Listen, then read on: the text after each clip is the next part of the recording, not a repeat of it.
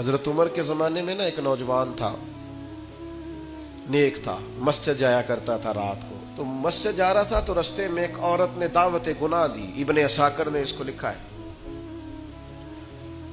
तो नौजवान था, ख्वाहिशात थी, कुछ तबीयत माइल हो गई। अभी उधर जा ही रहा था कि किसी ने आयत पढ़ दी, वाली मन खाफ मकाम रब्बी जन्नतान, जो रब के सामने खड़े होने से डरेगा अल्लाह 2 जन्नतें देगा।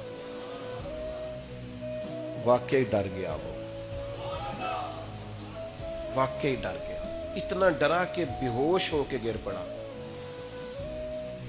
बीमारी से लोग बेहोश होते हैं, पैसे डूब गए बेहोश होते हैं, बच्चे के गम में बेहोश होते हैं। सच बताओ, कभी खौफे खुदा से भी बेहोश होता कोई देखा है? हमारे यहाँ तो रोजमर्रा ही नहीं है भाई।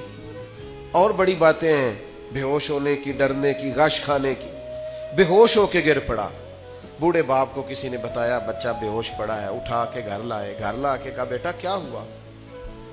नौजवान है, चढ़ती जवानी है, पर पाकीज़ा बड़ी है।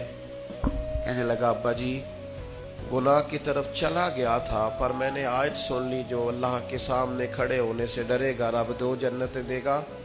मैं डर गया था, रब वाकई 2 जन्नतें देगा।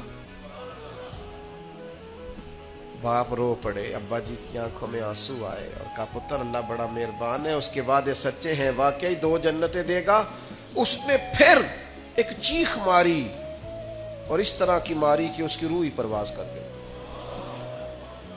रूह ही परवाज कर गई। कुश्तगाने खंजरे तस्लीम रा, इश्क की खंजर से कत्ल हो गए लोग। सुबह हजरत उमर को पता चला कि उन्होंने तो रात जनाजा भी पढ़ दिया, तदफीन भी कर दी। जनाब उमर फरमाने लगे इतना नेक नौजवान खौफे खुदा से दुनिया से चला गया, मुझे क्यों नहीं बुलाया, मैं जनाजा पढ़ता। फारूक आजम फरमा रहे, मेरा शौक था, मैं उसका जनाजा पढ़ता। कहा हुजूर आपको तकलीफ नहीं दी? फरमाया बताओ कब्र कहाँ है? ते कामिल पीर उना दे बाहू कब्र जिना दी जीवे।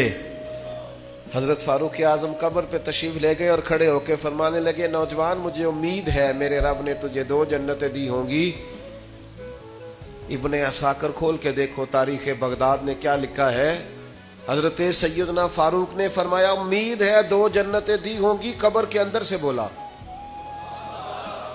कामिल पीरो ना दे बाहू कब्र जिना दी जीवे।